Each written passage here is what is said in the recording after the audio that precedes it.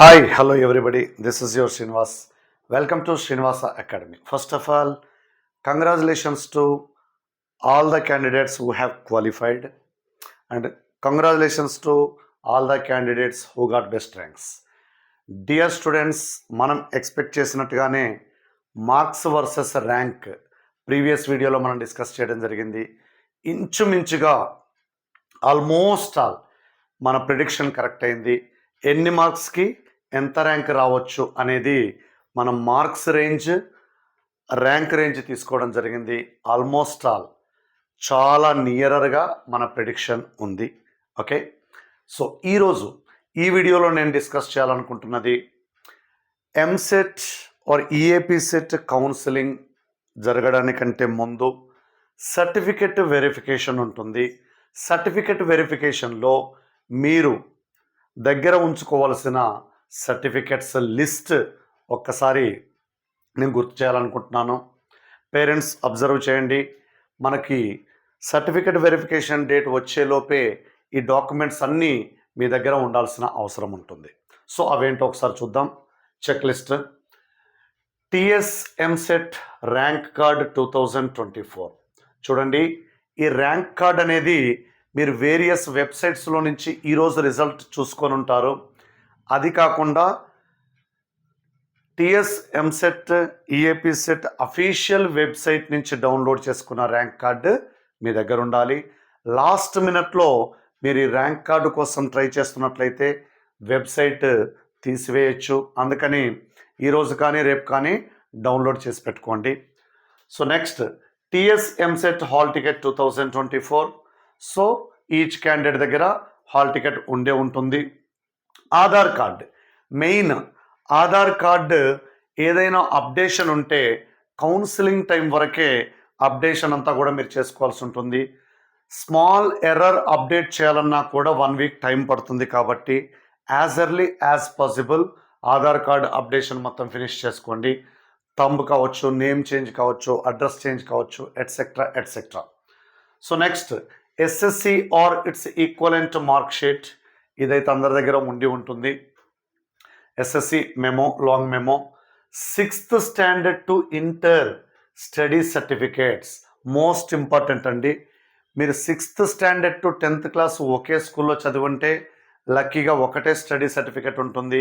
Various స్కూల్స్లో చదివినట్లయితే different schools నుంచి సర్టిఫికేట్స్ అన్నీ కలెక్ట్ చేసి పెట్టుకోవాల్సి ఉంటుంది. హవెవర్ ఇంటర్మీడియట్ అయితే almost 90% students first year, second year ఒక్కటే కాలేజీలో చేస్తుంటారు కాబట్టి ఒకటే స్టడీ సర్టిఫికేట్ వస్తుంది. Next, transfer certificate TC. మనకి ఇంటర్మీడియట్ లాంగ్ మెమో తీసుకునేటప్పుడే కాలేజెస్ వాళ్ళు టీసీ కూడా ప్రొవైడ్ చేస్తారు. అది ఉంచుకోవాలి మన దగ్గర. Intermediate or its equivalent memo cum pass certificate. Yes, intermediate long memo కంపల్సరీగా మన దగ్గర ఉండాల్సిందే. ఈ మెమో తీసుకునేటప్పుడే టీసీ కూడా వస్తుంది, దాని గురించి వరీ కావాల్సిన అవసరం లేదు. Income certificate if applicable. SC, ST, BC, ABCD groups, minority, so etcetera those who are eligible for income certificate. అది మనము 1/1/2024 తర్వాత తీసుకున్నదైతేనే వ్యాలిడ్ అవుతుంది. ఇది గమనించాలి మీరు. ఇన్కమ్ సర్టిఫికేట్ 1/1/2024 తర్వాత తీసుకున్న సర్టిఫికేట్ మాత్రమే వ్యాలిడ్ అవుతుందండి. Next, caste certificate issued by the competent authority if applicable. So SC కానీ, ఎస్టీ కానీ, బీసీ, ఏబిసిడి కానీ, ఈ కానీ, సో ఎవరికైతే ఎలిజిబిలిటీ ఉంటుందో క్యాస్ట్ సర్టిఫికేట్ కంపల్సరీగా తీసి పెట్టుకోవాలండి. Next, residence certificate of either of parent in Telangana for a period of 10 years in case of non local candidate. ఇది అందరికీ కాదండి, note this point. The candidates who are belongs to non local వాళ్ళైతే వాళ్ళ పేరెంట్స్లో mother కానీ father కానీ 10 years తెలంగాణలో నివసిస్తున్నట్టుగా residence certificate అనేది తీసుకోవాల్సిన అవసరం ఉంటుంది. నెక్స్ట్, ఫిజికల్లీ ఛాలెంజ్డ్ పిహెచ్సి వాళ్ళు children of armed persons, NCC, sports, minority certificate if applicant. ఇది కూడా మోస్ట్ ఇంపార్టెంట్ అండి. ఫిజికల్లీ హ్యాండిక్యాప్డ్ క్యాండిడేట్స్ అయి ఉంటే, ఆర్మ్డ్ పర్సన్ క్యాండిడేట్స్ అయి ఉంటే రిజర్వేషన్ ఉంటుంది. కాబట్టి ఎన్సిసి, స్పోర్ట్స్ కేటగిరీ వాళ్ళకు కూడా రిజర్వేషన్ ఉంటుంది. ఎక్కువ ర్యాంక్ వచ్చినా కూడా మంచి కాలేజీలో సీట్ రావడానికి ఛాన్స్ ఉంటుంది. కాబట్టి మిస్ చేసుకోవద్దు. ఈ సర్టిఫికేట్ కూడా కంపల్సరీగా ఉండాలండి. Residence certificate in case the candidate has no institutionalised education. చూడండి, ఇది మరొక రెసిడెన్స్ సర్టిఫికేట్ అండి. The candidate has no institutionalised education. So ఈ సర్టిఫికేట్ లిస్ట్ మనము బిఫోర్ వెరిఫికేషన్ ఇవన్నీ రెడీ పెట్టుకోవాల్సి ఉంటుంది. ఇవన్నీ కూడా ఒరిజినల్ సర్టిఫికేట్స్ మనం తీసుకెళ్లాల్సి ఉంటుంది.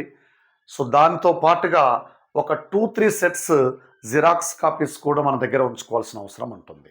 So most of the students ranks versus marks ఇచ్చిన తర్వాత మనం రిజల్ట్ గురించి ఒక వీడియో చేయడం జరిగింది.